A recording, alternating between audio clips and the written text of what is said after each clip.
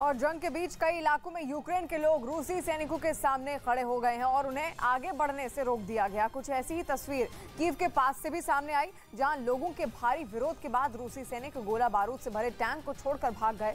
सीधे कीव से देखिए न्यूज 18 के अरुण कुमार सिंह की रिपोर्ट।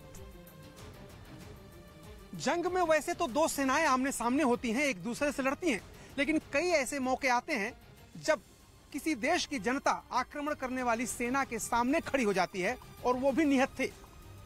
मैं इस वक्त जहां हूं, जिस टैंक के पास हूं, इसकी भी कुछ ऐसी ही कहानी है। ये इकलौता टैंक है, इसके आसपास आपको कोई और टैंक नहीं दिखेगा। सामान्यतः जब टैंक चलते हैं, बख्तरबंद वाहन चलते हैं, कोई सेना चलती है, तो कई सारे टैंक एक साथ चलते हैं, लेकिन ये टैंक अकेले रास्ता भटक करके ऐसी जगह पर आ गया जहां इस पूरे इलाके की जनता ने इसको चारों तरफ से घेर लिया। उसके बाद देखिए, ये टैंक पूरी तरह से बर्बाद नहीं हुआ है, ये रूस का ही टैंक है। यूक्रेन की जनता यहाँ आ गई और चारों तरफ से बहुत भारी भीड़ ने घेर लिया। जब रूस के सैनिकों को लगा कि इतने सारे लोगों को वो मार नहीं सकते हैं, तो इस टैंक को छोड़ करके वो लोग चले गए। यानी आम जनता ने इस टैंक को जीता था। उसके बाद इसमें बाद में आग लगा दी। आज देखिए, लोग देखने भी आ रहे हैं टैंक को।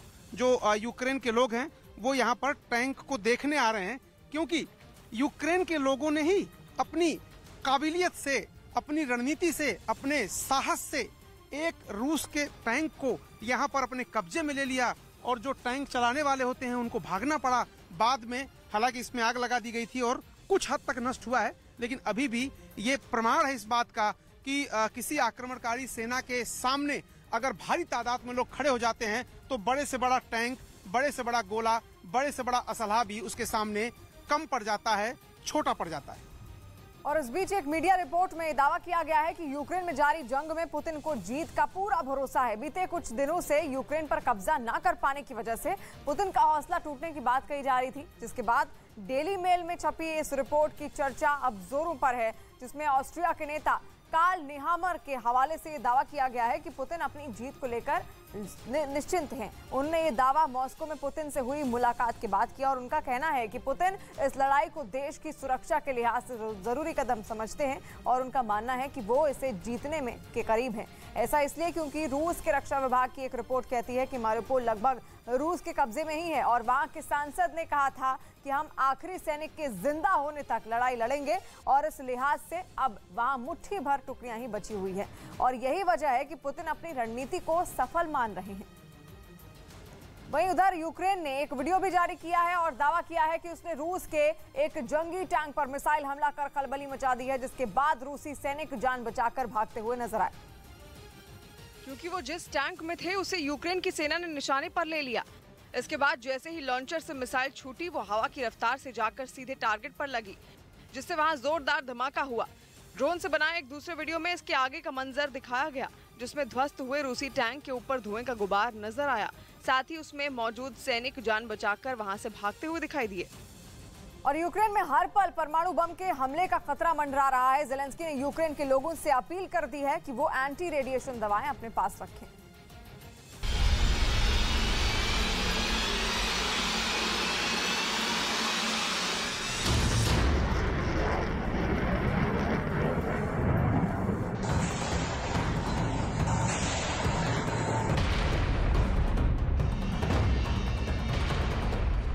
जलता कीव अभी और दहकेगा।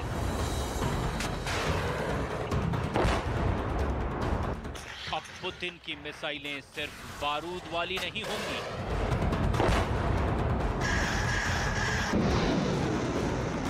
अब पुतिन ज़ेलेंस्की को परमाणु बम से जलाएंगे।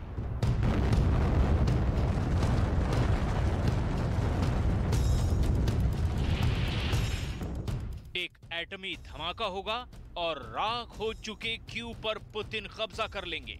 सवाल ये मत पूछिए कि राख पर कब्जा कर पुतिन उसका क्या करेंगे।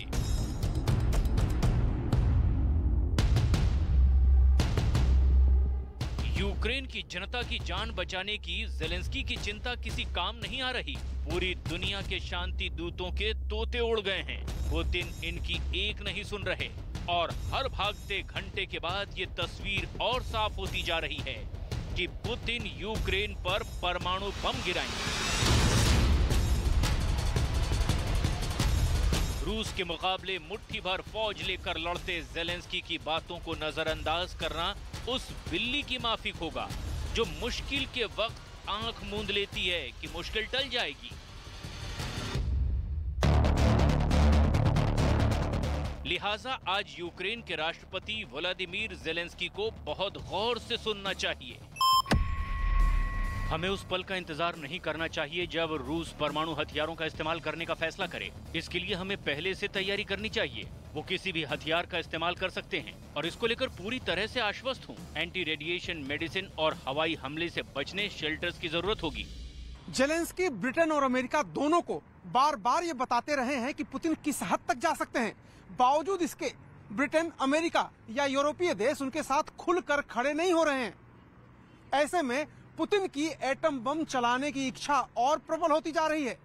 हम आपको बताते हैं कि वो कौन सी बातें हैं, वो कौन से कदम हैं जिसकी वजह से ऐसा लगता है कि पुतिन यूक्रेन पर परमाणु बम का हमला कर सकते हैं। भले ही ये हमले छोटे परमाणु हथियारों से हों, लेकिन इससे निकली तबाही यूक्रेन को और ज्यादा बर्बाद कर देगी। मादरे वतन को महफूज रखने की ये चिंता उस ज़ेलेंस्की की है जिसकी अपील को दुनिया ने अब तक ठुकराया ही है।